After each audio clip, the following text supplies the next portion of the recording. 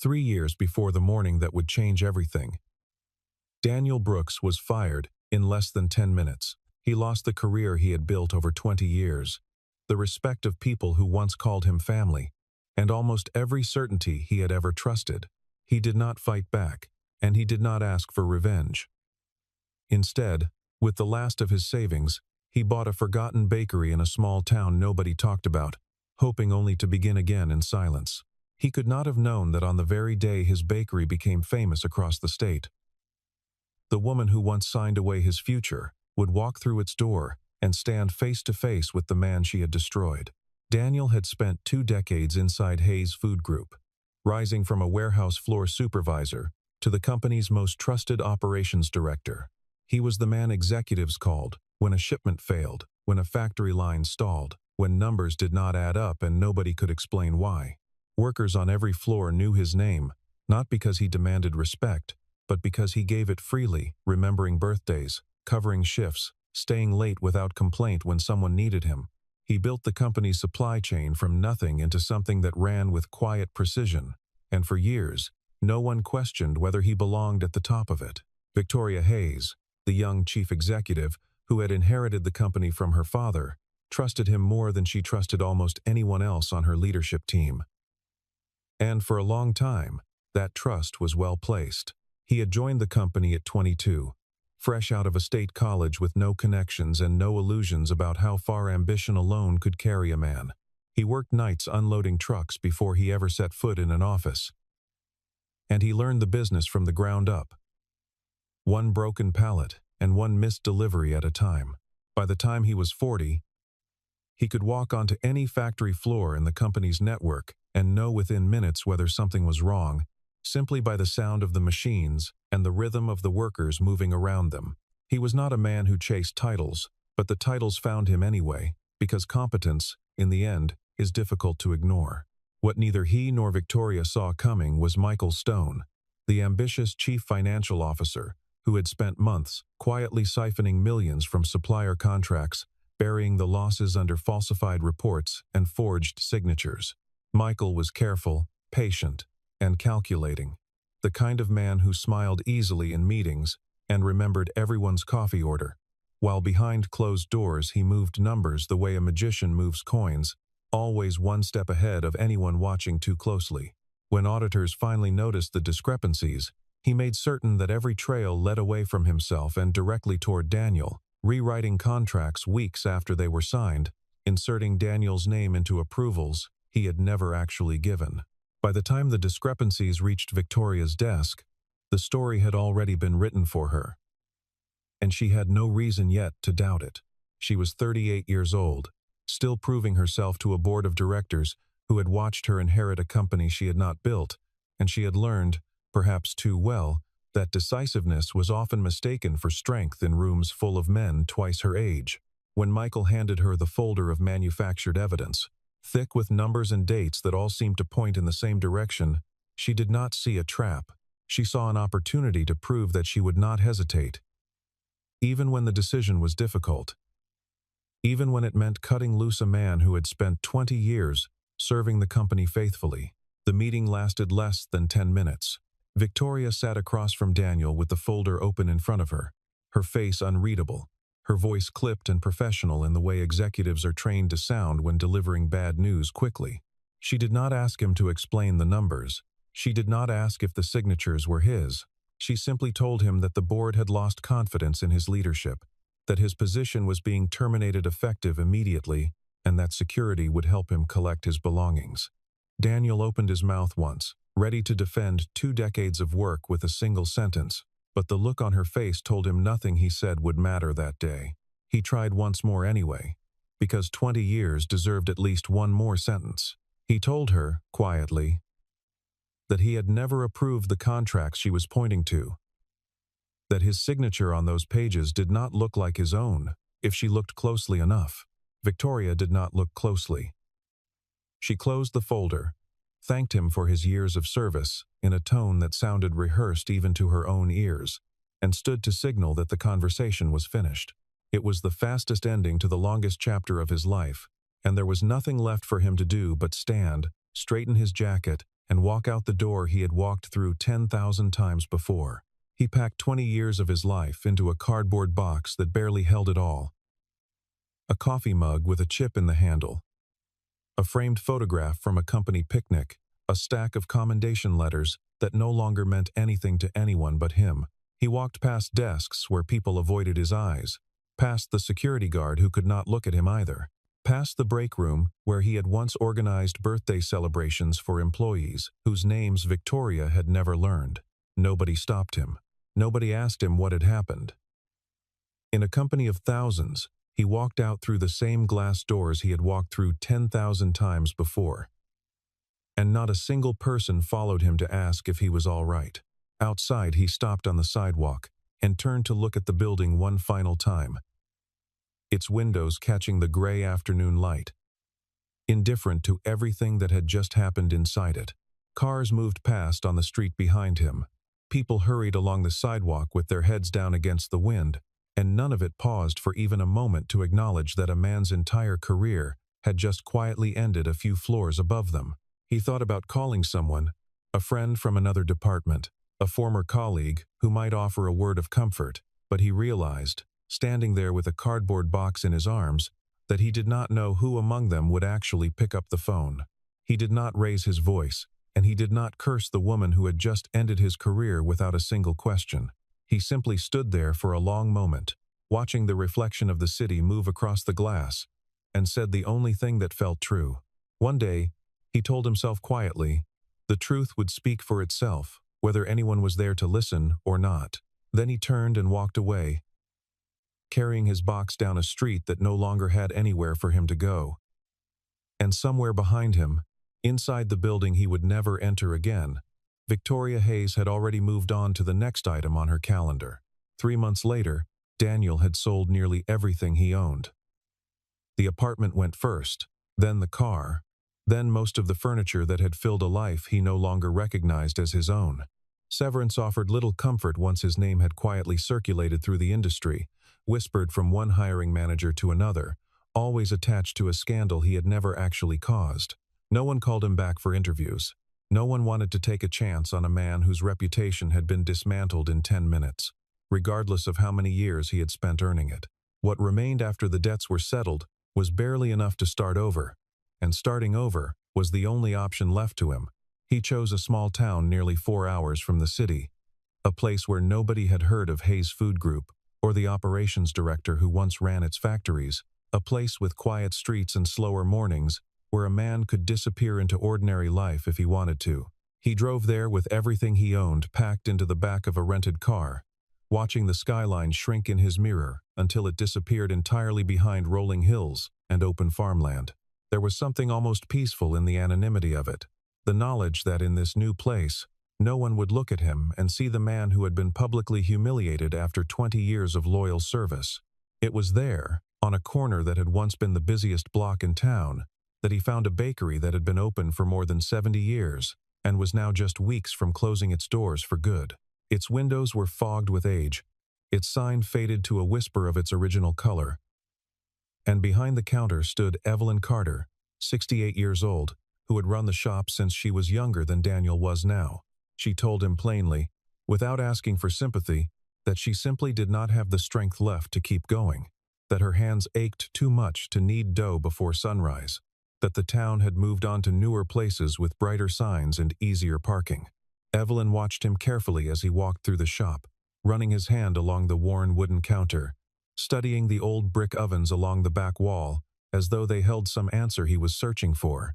She asked him, not unkindly, why a man in a pressed shirt with city hands would want to buy a dying bakery in a town where the biggest excitement of the week was the farmers' market on Saturday mornings. Daniel did not have a clean answer for her, only the truth that he had nothing left to lose and nowhere else that wanted him, and that something about the smell of old flour and warm brick reminded him of a kitchen from a long time ago. Daniel did not know how to bake a single loaf of bread. He had spent his career managing spreadsheets and supply routes, not flour and yeast, and there was no version of his old resume that explained why a man like him would want to buy a dying bakery in a town he had never set foot in before. But something in him remembered his mother's voice from a kitchen decades earlier, telling him that a good loaf of bread could make a person believe, even for a moment, that things might still turn out fine. He used every dollar he had left to buy the shop, the ovens, the worn wooden counters, and the small apartment above it that would become his home. The first morning he opened the doors. Only 2 customers walked in. An elderly man who came out of habit, and a teenager who wandered in out of curiosity and left without buying anything. Daniel spent that first week ruining more dough than he managed to save, burning trays he forgot in the oven, undercooking loaves he pulled out too soon, filling the small kitchen with the smell of failure more often than success. He called Evelyn twice that week, apologizing for bothering her, asking questions about proofing times and oven temperatures that she answered patiently over the phone, laughing gently at his mistakes without ever making him feel foolish for asking. He woke at 3 in the morning anyway, every single day, because there was nothing else left for him to build his life around, and because quitting had never once felt like an option worth considering.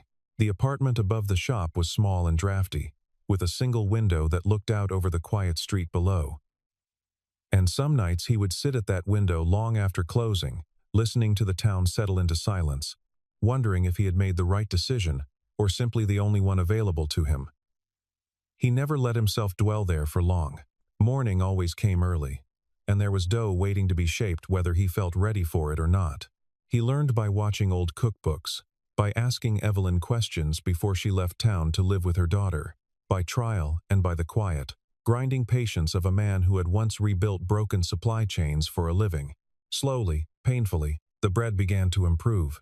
It was during that first difficult month that an older woman, one of his only regular customers, took a bite of a loaf that was still far from perfect and told him something he would remember for years afterward.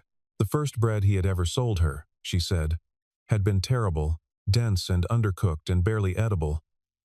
But she was going to come back anyway, because she could tell he meant every bit of it. Her name was Ruth, and she had lived on the same street for nearly 40 years, watching businesses open and close along that block more times than she could count.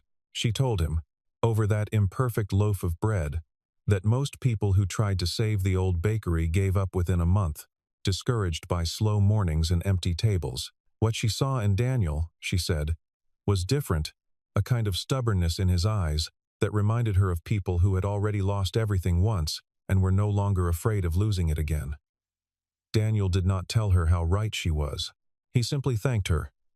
And the next morning, he woke at 3 o'clock exactly as he had the day before. Daniel never tried to compete on price, because he knew from the very beginning that price was not what would save the bakery. What he offered instead was something the town had quietly been missing. A shopkeeper who remembered names, who noticed when a regular hadn't come in for a few days, who learned that Mrs. Patterson liked her rye bread slightly darker and that the Reyes family always bought extra rolls on Sunday mornings. He began setting aside day-old bread for veterans who stopped in on their way to the clinic down the street, quietly discounting orders for the town's underpaid teachers, and pouring free coffee for anyone caught in the rain without an umbrella. He kept a small notebook behind the counter, filling its pages with details most business owners would never think to record, that the man who came in every Tuesday had lost his wife the previous spring and always sat at the same table by the window, that a young mother 2 blocks over could only afford bread on paydays and never on the days in between. He never spoke of these details aloud, and he never made anyone feel seen in a way that embarrassed them. He simply adjusted quietly. An extra roll slipped into a bag without charge. A seat kept open near the window for the man who needed it. Small kindnesses that cost him almost nothing and meant almost everything to the people who received them. Word moved slowly at first, the way it does in small towns, one conversation at a time, one recommendation passed between neighbors who trusted each other's judgment. Then, almost by accident, a young food writer traveling through the region stopped in one afternoon, drawn by the smell drifting out onto the sidewalk, and left with a review that described the bakery as the kind of place that made a stranger feel, for just a few minutes, like he was home again. That single piece of writing reached far more people than Daniel ever expected, and within weeks, cars from towns an hour away began appearing outside his little shop on weekend mornings. The bakery began to change, though its heart never did. Daniel hired his first employee, a young man named Tommy, who had just finished high school and had nowhere else lined up for the fall. And then a second, a woman named Carol, who had spent years working in a diner 2 towns over. He taught them the same care he had taught himself through months of failure, insisting that every loaf leaving the counter meet a standard that had nothing to do with profit margins. He kept doing the small things nobody asked him to do, wiping down every table himself before closing, greeting every customer at the door, remembering that the man in the corner booth had just lost his wife and needed an extra minute of conversation more than he needed his change. By the end of that year, the line outside Brooks Bakery stretched down the block most mornings before the doors had even opened, a quiet, steady queue of people who had found something there that was harder to find almost anywhere else. Tourists began stopping through on their way to somewhere else and staying longer than they planned, drawn in by a smell that seemed to reach further down the street with every passing month. Daniel never raised his prices to match the demand, and when Tommy asked him once why he didn't, he simply said that the bread was never the point.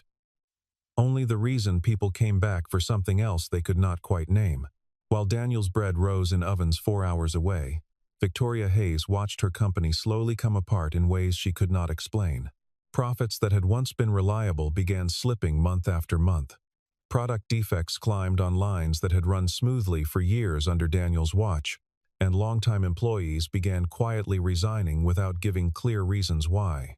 She noticed the shift, first in small ways, a missed shipment here, a customer complaint there, and told herself each time that it was simply the natural friction of a company adjusting to new leadership after a difficult transition. Whenever she asked Michael Stone about the numbers, he answered with the same calm reassurance every time, telling her that everything was under control, that the fluctuations were temporary, that she had nothing to worry about.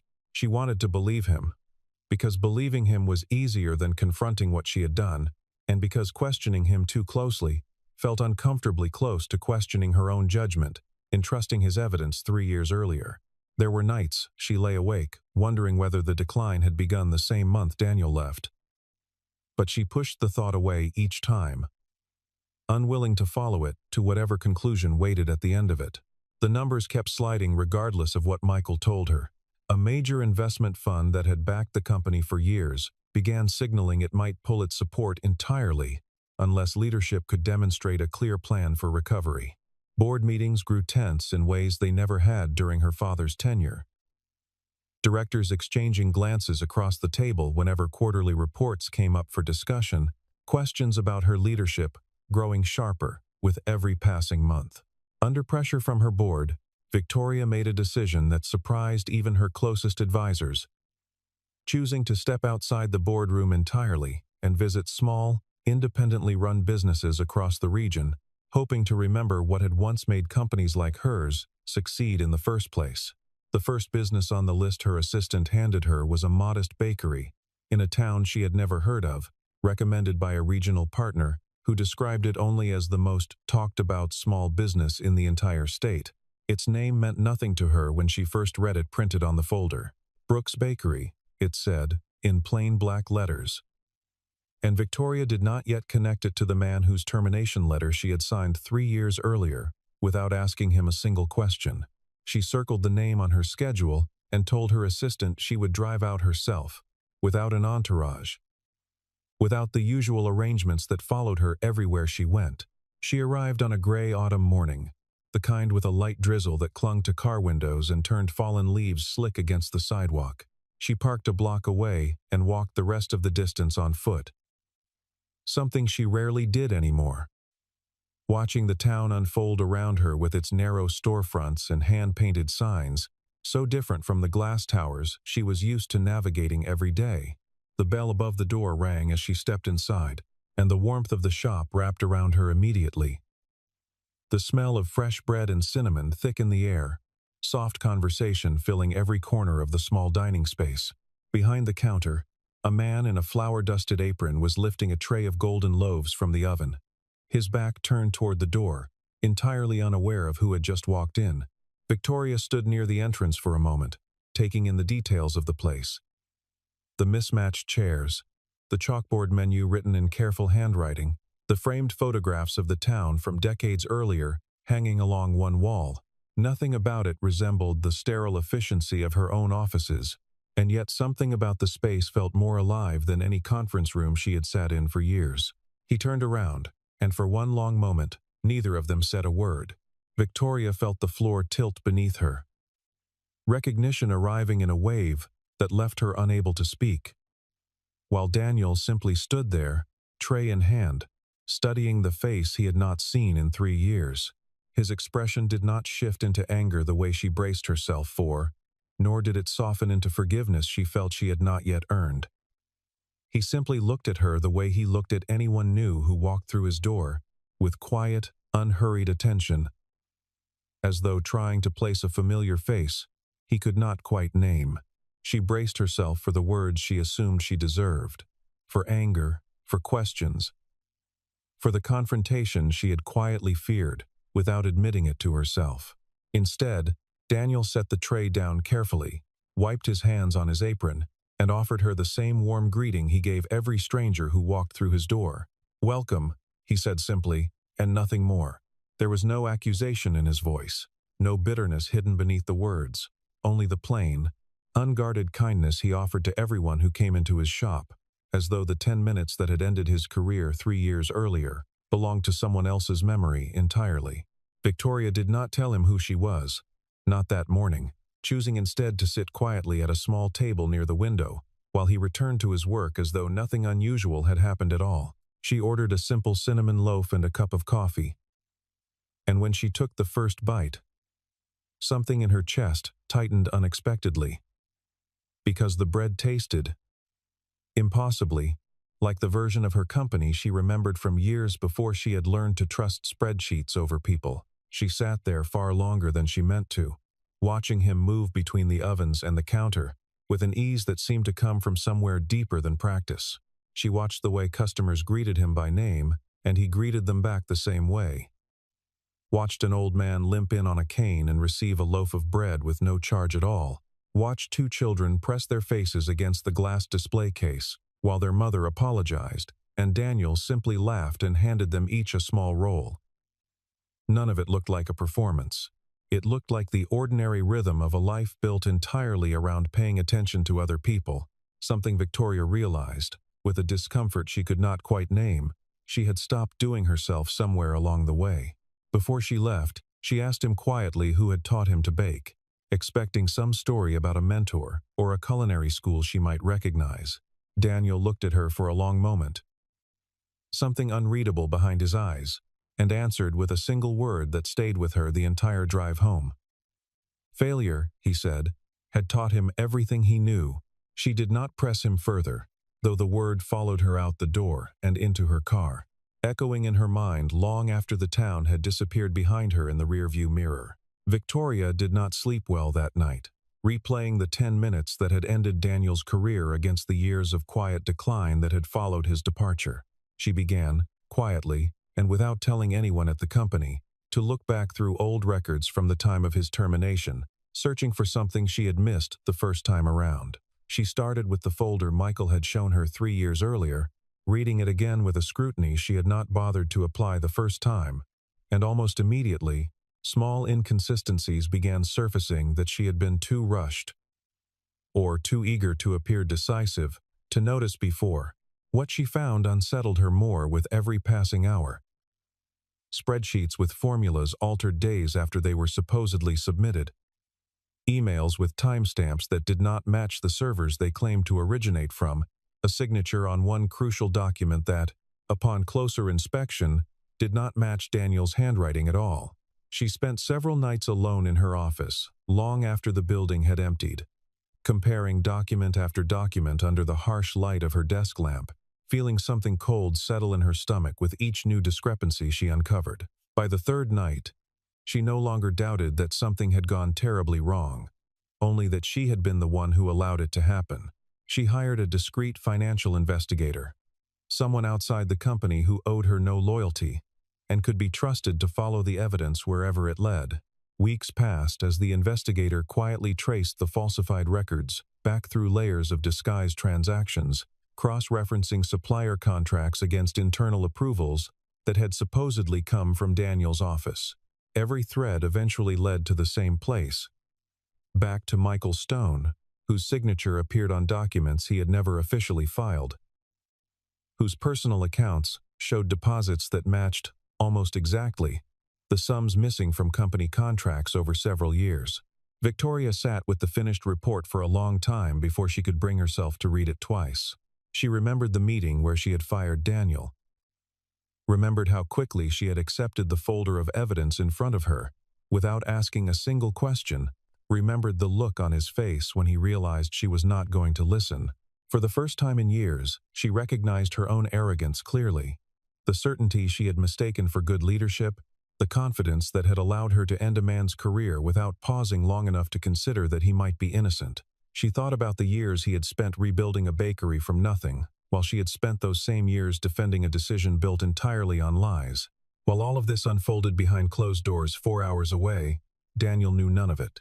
His mornings had not changed at all, beginning as they always did at 4 o'clock. The town still dark and quiet around him, while he moved through the familiar rhythm of lighting the ovens, measuring flour, and preparing the first batch of bread before the sun had fully risen. He had built a life that no longer depended on approval from anyone in a boardroom. And he had stopped, somewhere along the way, expecting the truth about his firing to ever surface at all. He simply worked, and taught Tommy and Carol a little more each day, and let the town continue discovering his shop one visitor at a time. The board meeting that followed was unlike any Hayes Food Group had held in years. Victoria stood before the assembled directors and laid out the investigation in careful, deliberate detail, presenting evidence that left little room for doubt about who had truly been responsible for the losses that had nearly sunk the company. She spoke without notes, her voice steady even as she described her own failure to question the evidence that had ended Daniel's career, refusing to soften her own role in what had happened, simply because it would have been easier to do so.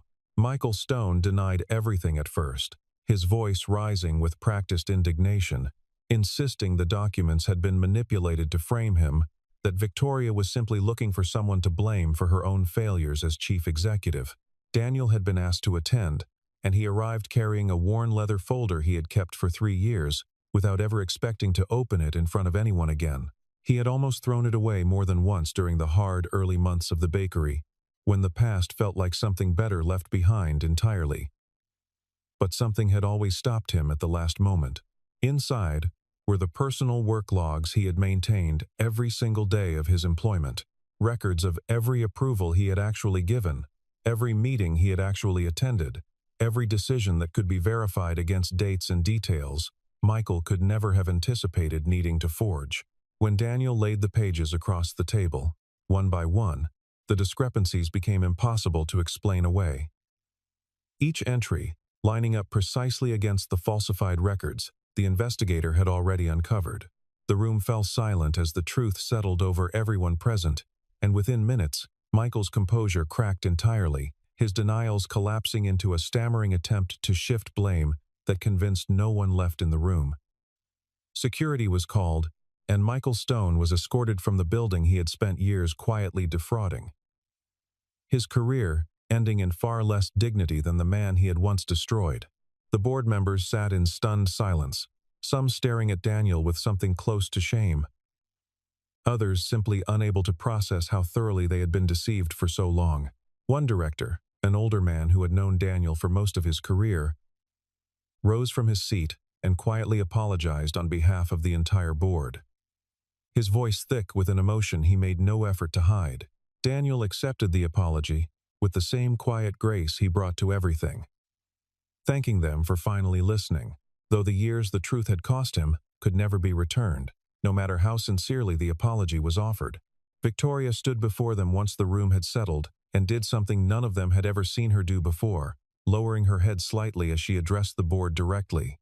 The man she should have trusted, she told them quietly, was the very man she had fired without asking a single question, and no apology from her could undo what those 3 years had cost him. It was the first time in her career she had admitted, publicly and without excuse, that she had been wrong, and the words seemed to cost her something real to speak aloud. something she had spent years protecting behind titles and boardroom confidence. She drove to the bakery again the following week. This time, without calling ahead. Without the folder of business proposals she usually carried into every meeting. The town was quiet, under a light frost, the trees nearly bare. The bell above the bakery door ringing the same way it always did as she stepped inside. She did not ring. Instead, she joined the line like every other customer, standing behind an elderly woman and a young mother with a stroller, waiting her turn the way she had never once waited for anything in her professional life. When she finally reached the counter, she did not offer a prepared statement or a rehearsed explanation. She simply looked at Daniel and told him, plainly, that she was sorry, not just for the meeting that had ended his career, but for every year afterward that she had never once thought to question what she had done. Her voice shook slightly as she spoke, and she did not try to steady it, letting him see, for the first time since she had known him, something other than the composed executive he had once reported to. Daniel listened without interrupting, wiping his hands slowly on his apron, as he considered what to say in return. He told her something that surprised her more than anything else that day. He had never hated her. He said quietly, not once, not even in the hardest months, when he was burning trays alone at 3 in the morning, with nothing left to his name. He explained, gently, that hatred would have cost him something he could not afford to lose during those difficult years, that he had chosen instead to put every ounce of that anger into flour and yeast and long mornings, and that somewhere along the way, the anger had simply stopped mattering to him. Victoria felt something break loose in her chest that she had been holding for weeks, and for the first time in longer than she could remember. She let herself cry in front of someone she could not control the outcome with. It was not a business apology or a calculated gesture meant to repair a public image. It was simply the truth, finally spoken aloud, and Daniel received it the same quiet way he received everything, without judgment, without demanding more than she was able to give. When the board later offered to reinstate him with a position higher than the one he had lost, Daniel declined without hesitation, telling Victoria gently that he had already found the place where he truly belonged. In the months that followed, Victoria found herself returning to the bakery more often than business alone could explain, arriving sometimes before the sun had even risen, standing quietly in the kitchen, while Daniel taught her things no business degree had ever prepared her for. She learned to knead dough with her whole body, instead of just her hands. Learned to listen for the sound bread makes when it is finally ready to leave the oven. Learned to remember a customer's name after hearing it only once. Daniel taught her patiently, without ever once mentioning the company she still technically ran, treating her simply as someone willing to learn. At first, her hands were clumsy against the dough, too tense, too accustomed to controlling outcomes rather than working with something as unpredictable as yeast and time. Daniel would place his hands gently over hers to correct her grip, telling her that bread, unlike quarterly earnings, could not be rushed or pressured into behaving the way she wanted it to. She laughed at herself more in those early mornings than she had in years. Flour dusted across her sleeves, her carefully styled hair coming loose, as she leaned over the counter, trying to master a fold Tommy could execute in seconds. For the first time in her career, Victoria began to understand something that had never appeared in any quarterly report she had ever read. That a business built entirely around numbers would always be fragile, while one built around genuine care for the people it served could survive almost anything. She began applying small lessons from the bakery back at her own company, taking time to learn the names of employees she had only ever known by department, sitting in on shifts at the factory floor the way Daniel once had, listening more than she instructed. The changes were small at first, but the company's culture began to shift in ways that no consultant's report had ever managed to achieve.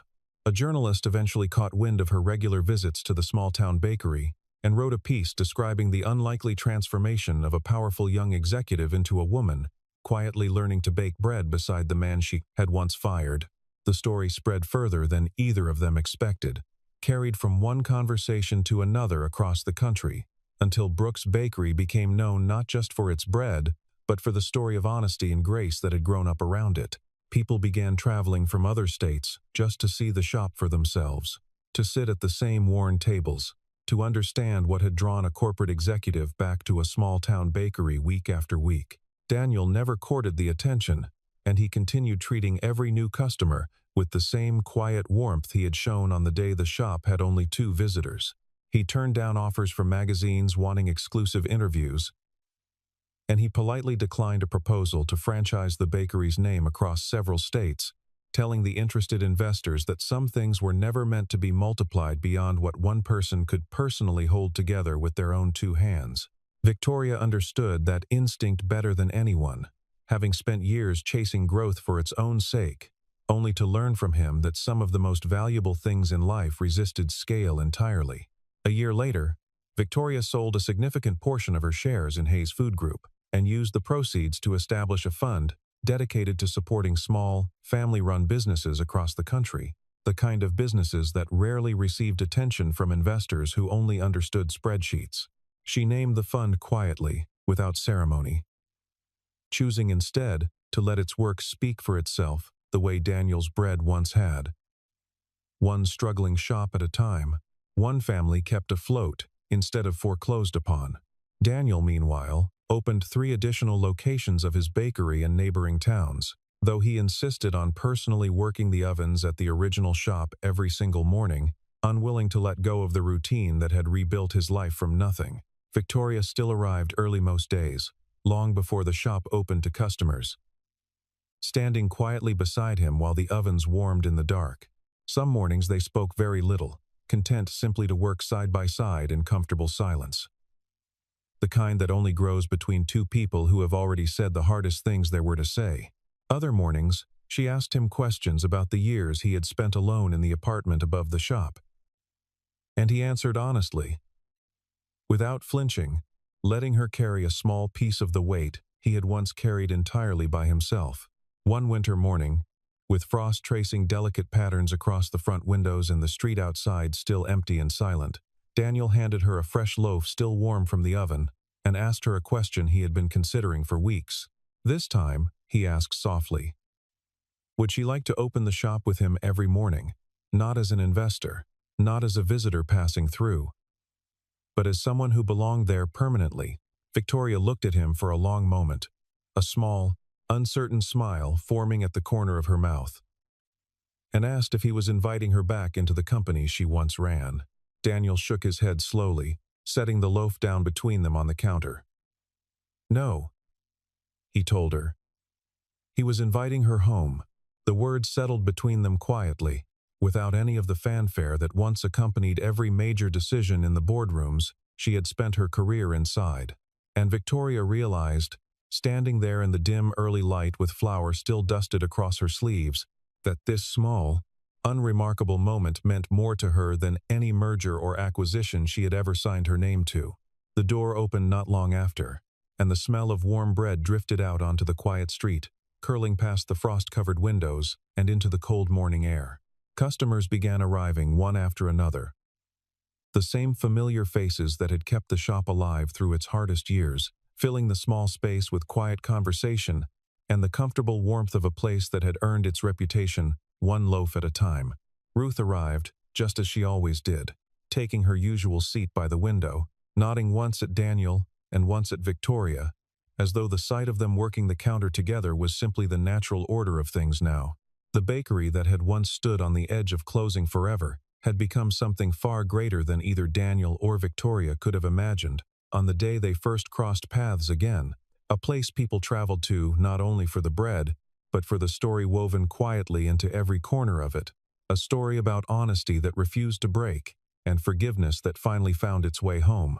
Tommy and Carol had grown into skilled bakers in their own right, training newer employees the same way Daniel had once trained them, passing along not just technique, but the quiet philosophy that had built the shop from nothing.